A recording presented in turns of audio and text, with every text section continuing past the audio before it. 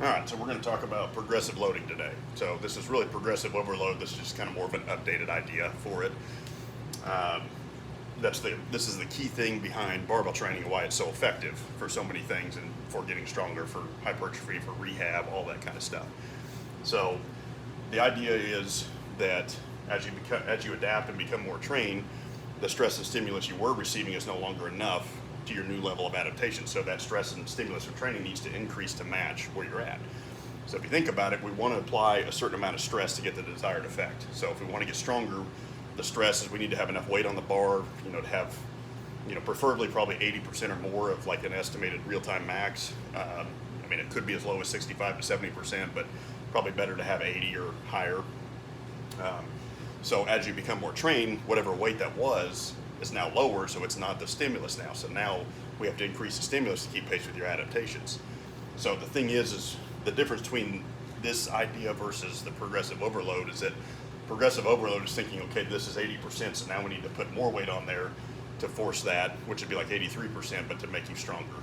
Whereas this would say, okay, we're going to stay with 80% until that indicates, like through RPE or RIR, reps in reserve, that you've gotten stronger. So now that 80% may be like 77 or 75%. So now we need to increase so we can stay with that 80% stimulus.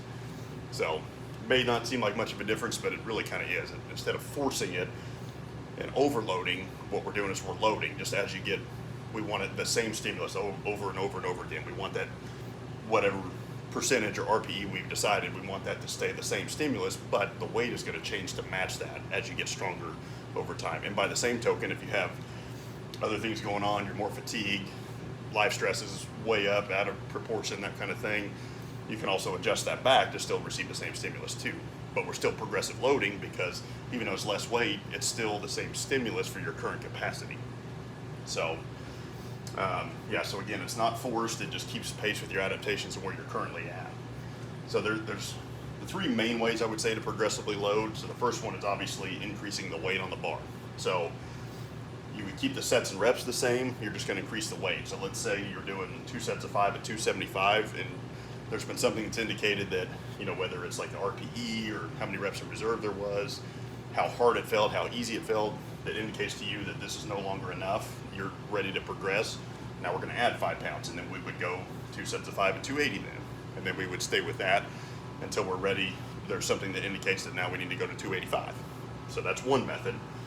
Another method is you can stay with the same sets and weight and just increase the reps. So let's say again we started 2 sets of 5 at 275. That was very manageable. So next session we're going to go for 2 sets of 6. Once that's manageable, we'll go 2 sets of 8. We'll just increase the reps.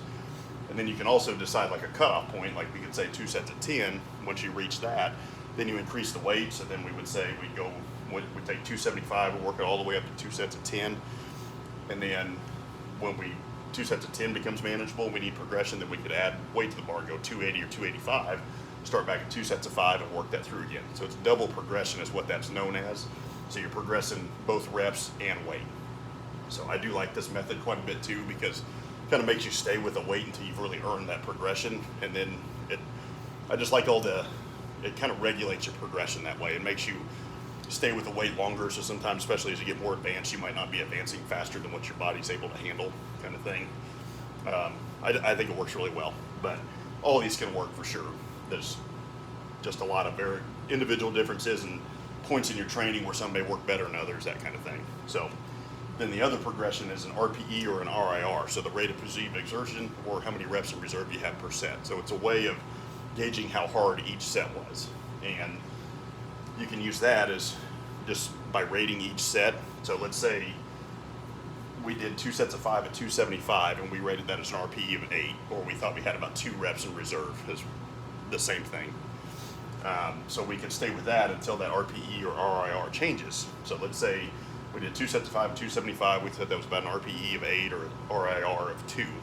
The next session we did it again, 2 sets of 5, same sets, same weight, same reps, 2 sets of 5 at 275, and the RPE was actually 7, so it was lower. We had 3 reps in reserve. That indicates we've gotten stronger, that's less stressful. Now we've adapted, we need to increase the stimulus to match. We're progressively loading that. So now we would increase the weight. Then we would go to 280 and stay with that 2 sets of 5 until that lowered down to, say, an RPE 7. So you would just determine about where you wanted to start with the RPE or RIR, and then once that lowered by like a point or a rep or a number, however you want to say, an increment, then that would indicate you progress. So it can really be as simple as that. So you can pick one of these three and then just run that. Pick a lift like squats, bench, deadlift, pick a variation of that. Do it probably twice a week, and that could be a really simple program you can run for years. So you can squat twice a week, doing 2 sets of 5, and progress the weight whenever you can, or progress the reps, or do RPE progressions. Same with the bench and same with the deadlift. That could be enough, and that could really carry you on for a lifetime, really, because really it's going to keep pace with your adaptations. It's just those times of progression are going to change too. So when you're first starting out and you're novice, you're very new, you're so far away from your potential that you're going to be able to progress a bunch and make a ton of ground. And then the further on you get, it's going to slow down. So then you're going to stay with some of these. You might be repeating workouts several times before you make the increase, because it just takes longer.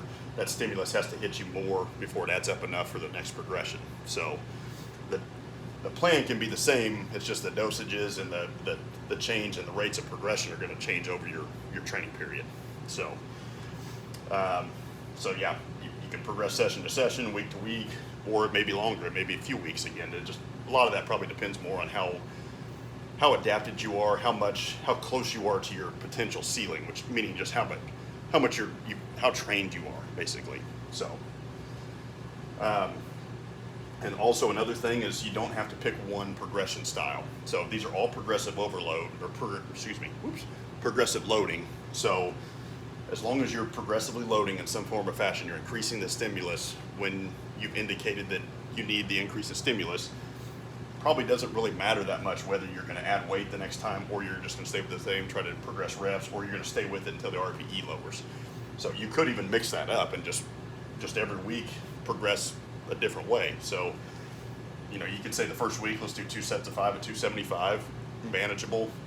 Next week we go ahead and we add the 5 pounds. We do 2 sets of 5 at 280. Okay, that was tough but manageable. We could probably do more. We decided, hey, let's stay with the 280 still. I don't want to increase the weight. Well, let's go 2 sets of 6 at 280. So we still progressed because we added more volume. We added a couple reps. So then we could say, yeah, I probably could have progressed, but I don't really want to change the weight. I don't want to change the reps because I feel like that's going to be too much of a progression. We'll stay with 280 at 2 sets of 6 again, and we'll stay with that until the RPE lowers by 1, or we increase the reps in reserve by 1. So, you could work through all that kind of stuff and just progress week to week however you wanted to do that. Or you could stick with one and just do it as a system. Some people just like that straightforward plan and doing that.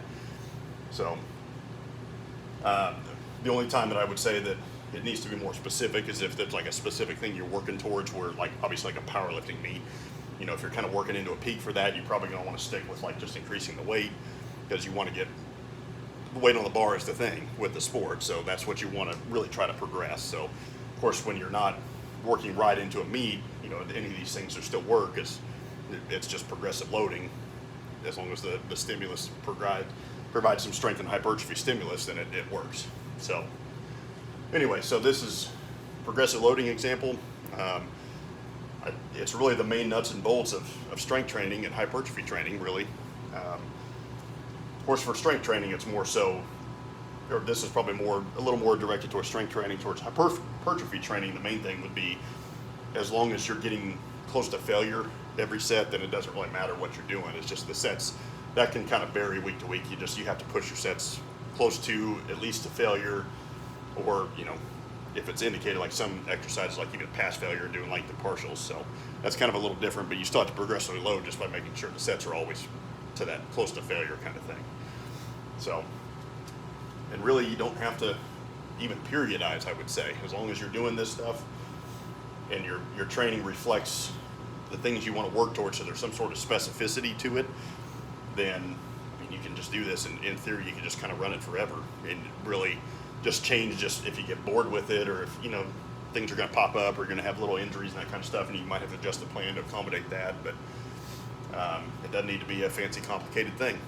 Hit 3 sets of 5 twice a week for each lift and progressively load somehow. You can do that forever and get really freaking strong and get a lot bigger and hit a lot of goals and that kind of stuff. So progressive loading.